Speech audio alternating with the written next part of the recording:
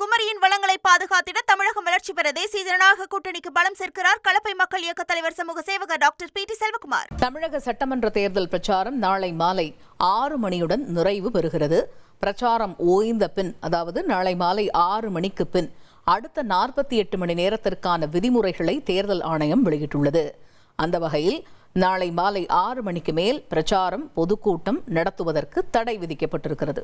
பிரச்சாரம் ஓய்ந்த பிறகு டிஜிட்டல் முறையில் பிரச்சாரம் செய்வதற்கும் தடை விதிக்கப்பட்டுள்ளது.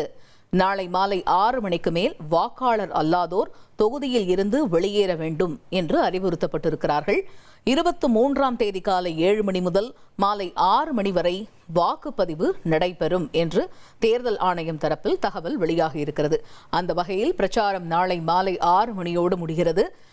நாளை 6 மணிக்கு பிறகு அடுத்த 48 மணி நேரத்திற்கான விதிமுறைகளை தேர்தல் ஆணையம் வெளியிட்டிருக்கிறது. அதனை பார்த்தோம்.